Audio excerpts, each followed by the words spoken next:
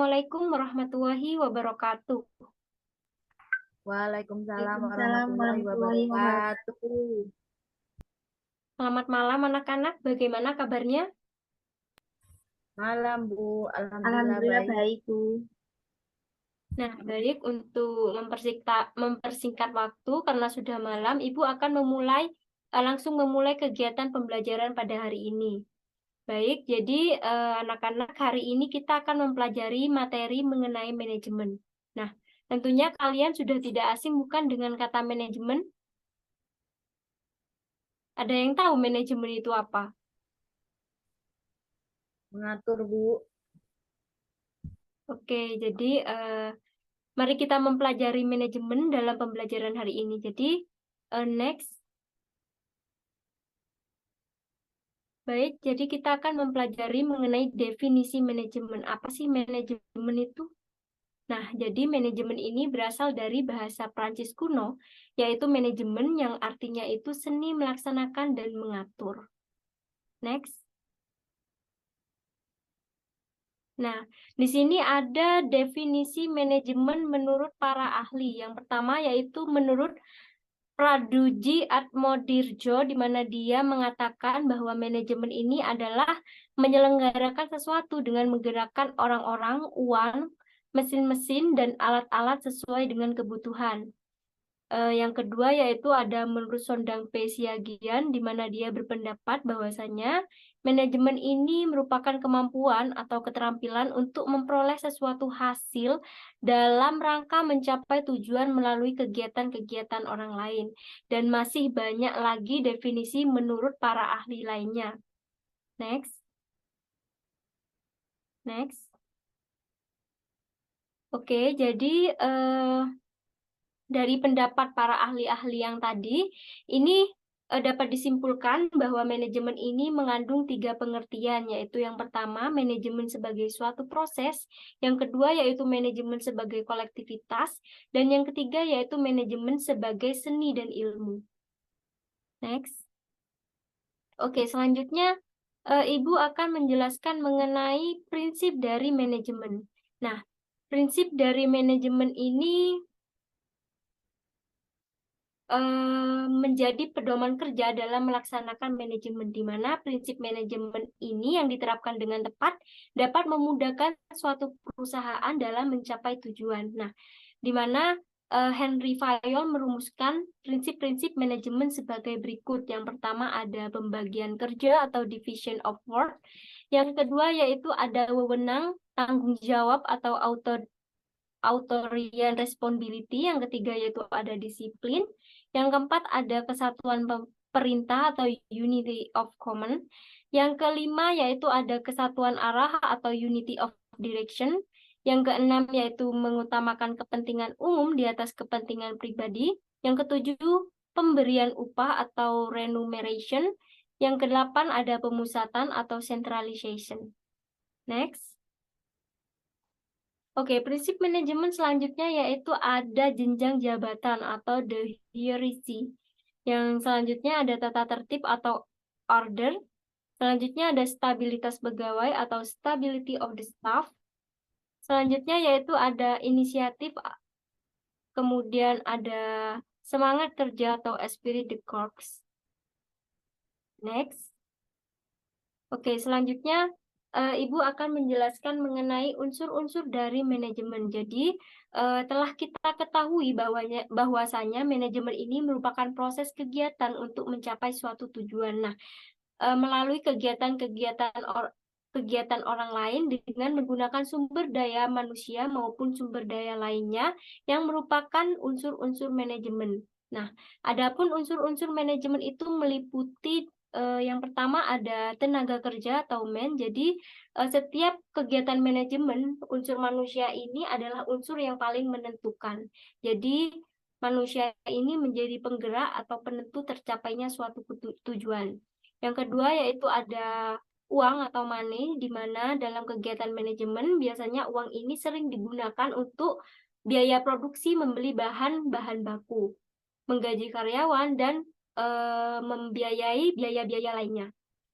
Yang ketiga ada mesin, di mana pemakaian mesin ini mempermudah proses pekerjaan dan menciptakan efisiensi dan dapat meningkatkan kualitas serta kuantitas produk yang diproduksi. Yang keempat yaitu ada bahan atau materials, di mana kesediaan bahan ini sangat penting dalam proses produksi. Yang keempat ada metode, di mana metode ini merupakan cara dalam melakukan kegiatan guna mencapai tujuan. Yang kelima yaitu ada pasar atau market, di mana pasar ini merupakan tempat menjual hasil produksi. Nah, penguasaan pasar sendiri ini untuk mendistribusikan hasil produksi merupakan hal yang menentukan dalam suatu manajemen. Next. Oke, yang keempat ada fungsi dari manajemen. Nah, dalam proses pelaksanaannya, biasanya manajemen ini mempunyai beberapa tugas dan kegiatan yang harus dilaksanakan dalam mencapai tujuannya. Nah, tugas-tugas ini disebut dengan fungsi manajemen yang saling terkait, terpadu, dan terkontrol. Nah, next. Berikut fungsi manajemen menurut para ahli.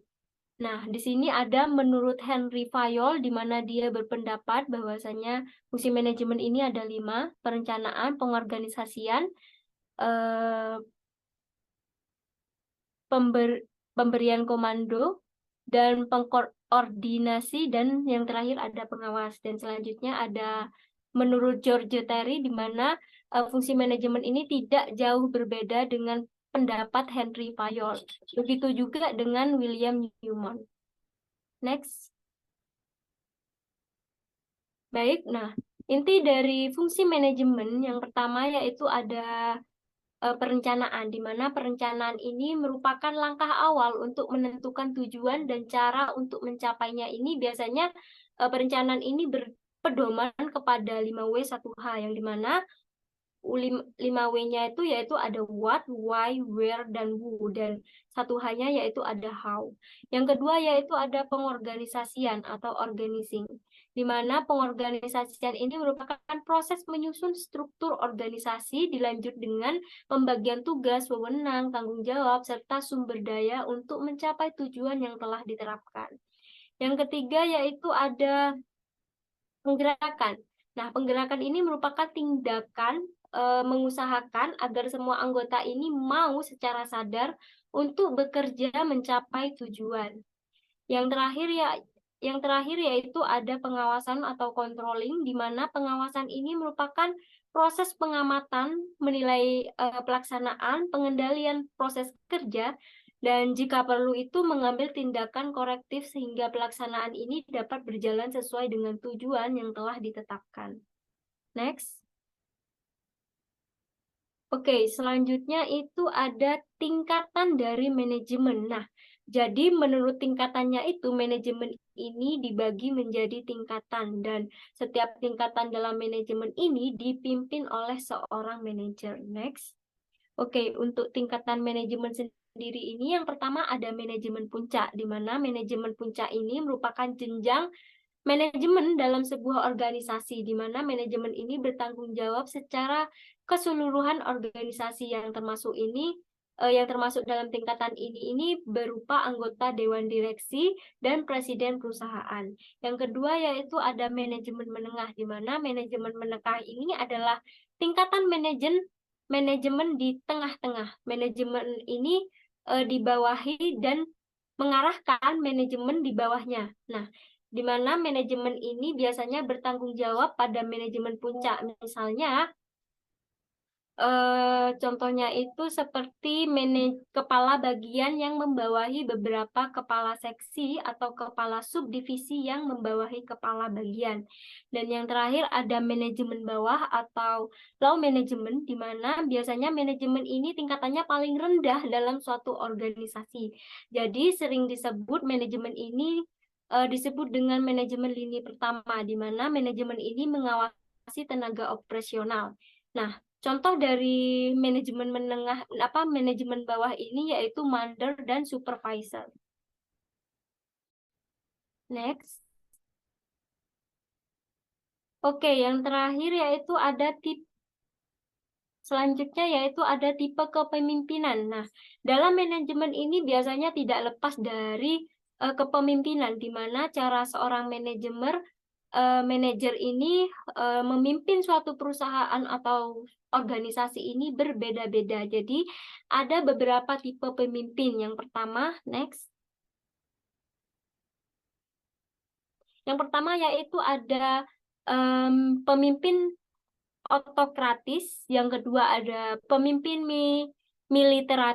militaritis, yang ketiga ada pemimpin paternalitis, yang keempat ada pemimpin karismatik, dan yang kelima yaitu ada pemimpin demokratis.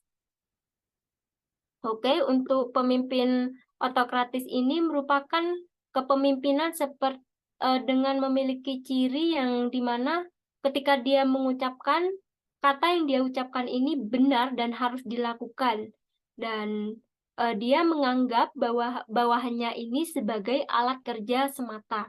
Sedangkan untuk pemimpin militaritis, di mana dia memiliki model kepemimpinan dengan ciri dia menggerakkan bawahannya dengan cara memerintah, dan dia bertanggung jawab atas pangkat atau jabatan yang dia miliki. Dan untuk pemimpin paternalitis ini merupakan model pemimpin yang memiliki ciri dia terlalu melindungi bawahan, di mana hampir tidak pernah memberi kesempatan pada bawahan untuk mengambil keputusan, sehingga bawahan ini atau karyawan itu memiliki rasa aman karena dilindungi oleh pemimpin. Yang keempat yaitu pemimpin karismatik, di mana model kepemimpinan ini memiliki ciri dia memiliki daya tarik yang begitu besar, di mana dia bersedia menerima saran dan kritik dari siapapun. Dan yang terakhir yaitu ada pemimpin model demokratis, di mana pemimpin ini biasanya memiliki ciri dia memberikan kebebasan pada bawahan untuk berpendapat dan mengembangkan diri. Dia selalu mengutamakan kerjasama dalam mencapai tujuan. Oke. Next. Baik, anak-anak, sekian materi pembelajaran pada malam hari ini. Untuk kelanjutan dari materi ini, Ibu sudah menyiapkan tugas yang sudah Ibu up di Google Drive. Untuk selanjutnya, kalian bisa mengunduh tugas tersebut dan tugasnya bisa dikumpulkan 3 hari setelah pembelajaran ini. Jadi, sekian pembelajaran pada malam hari ini, kurang lebihnya Ibu mohon maaf. Wabillahi taufiq wal hidayah. Wassalamualaikum warahmatullahi wabarakatuh. Waalaikumsalam warahmatullahi wabarakatuh. Terima kasih, Bu.